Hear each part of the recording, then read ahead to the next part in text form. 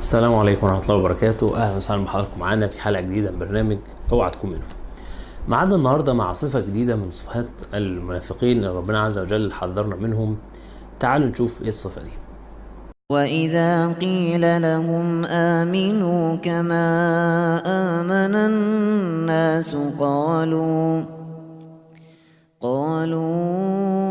أنؤمن كما آمن السفهاء ألا إنهم هم السفهاء ولكن لا يعلمون.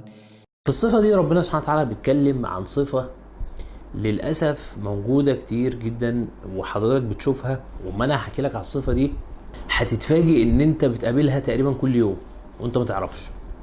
الصفة دي ربنا بيتكلم فيها عن نوع من الناس. النوع دول ناس عندهم سفه وبيتهموا الناس بالسفه. يعني ايه الكلام ده؟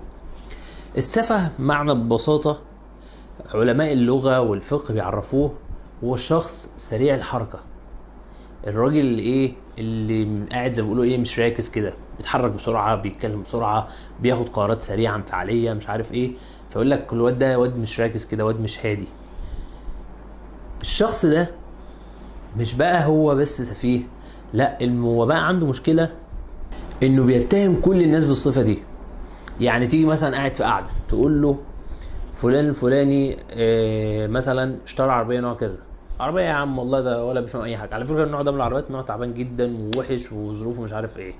طب انت عارف فلان فتح المشروع الفلاني، مشروع فاشل على فكرة، هو والله غبي ما بيعرفش اصلا يستفيد فلوس، لو كان حطها بقى في كذا، لو كان سألني كنت مش عارف ايه.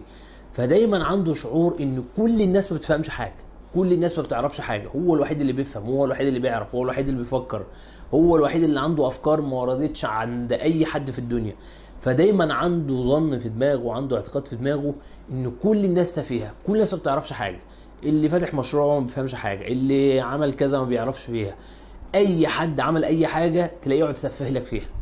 تقعد تحكي له على اي حد، تقول له مثلا قريبك مثلا راح للدكتور فلان الفلاني، دكتور هو ده بيفهم حاجه؟ والله ده بصمج، ده انت عارف بقى لو كان قال لي كنت قلت له على الدكتور فلان ده بقى اللي مش عارف ايه. اصلا انا عارف الدكاتره كلهم، انت ما تعرفش.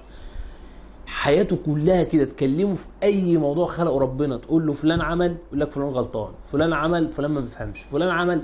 فدي صفه من صفات المنافقين، ان هو دايما انسان بيكون سفيه ويتهم الناس كلها بالسفه. فهو ده ربنا عز وجل بيحذرنا من الراجل ده، وبيقول يا جماعه خدوا بالكم ان الراجل ده اسمه منافق. لو عندك الصفه دي اتخلص منها. لو انت لقيت بطبيعتك دايما لما بتيجي تقعد في اي مكان تقعد تعيب على الناس كلها وتعدل على الناس كلها، والناس كلها غلط وانت اللي صح، والناس كلها ما بتفهمش وانت اللي بتفهم، خد بالك لا، انت عندك مشكله. لان معلش مع كامل احترامي ليك، انت مهما كنت انت عارف في مجال او مجالين او ثلاثه وعارف فيهم بحد معين، انما انت مش عارف في كل المجالات ومش عارف في كل حاجه. مستحيل، مفيش بني ادم في الدنيا كده. انا آه، يعني اتعلمت في كليه مثلا كليه كذا، بعرف في المجال بتاع الكليه بتاعتي بس. اسالني عن الكليه التانيه اقول لك ما اعرفش عنها حاجه. انا اعرف في الكليه بتاعتي اللي انا درستها واتعلمت فيها، بل الكليه اللي انا اتعلمت فيها انا اعرف التخصص بتاعي بس ما اعرفش التخصص التاني. ليه؟ هو كده، ده اللي اتعلمته. وفي الغالب الشخص اللي تلاقيه دايما في الصفه دي دايما بتحس ان هو ما عندوش ثقه في نفسه. يعني هو عشان مش واثق في نفسه فبيحاول يقول لك ان كل الناس وحشين وانا اللي بفهم. انما الشخص الواثق في نفسه عادي جدا يقول لك انا كويس، وعلى فكره وفي برضه فلان كويس وفلان كويس وفلان كويس.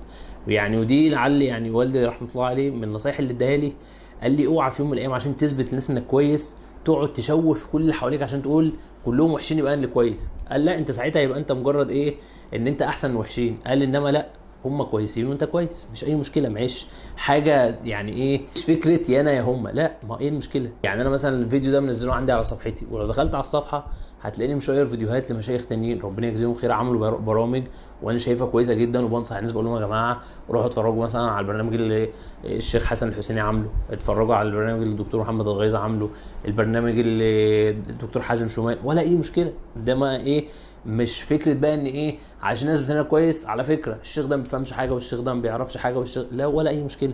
انا كدكتور كمهندس كمدرس ككل حاجه ما فيش اي مشكله لما اقول لك ان في واحد تاني كويس، ده عادي جدا.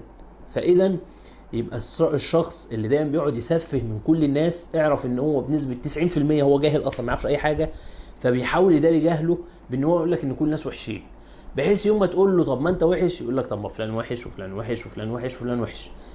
الحاجة التانية، اعرف ان هو شخص مش واثق من نفسه. الاهم من ده، اعرف ان هو شخص عنده صفة من صفات المنافقين، ولو فيك الصفة دي حاول بسرعة تغيرها لئلا تقع تحت بند المنافقين. نعوذ بالله ان نكون منهم. سبحانك اللهم وبحمدك، نشهد ان لا اله الا انت، نستغفرك ونتوب اليك. السلام عليكم ورحمة الله وبركاته. لا تنسوا الإعجاب بالفيديو والاشتراك في القناة تشجيعا لنا لنستمر بنشر المزيد إن شاء الله.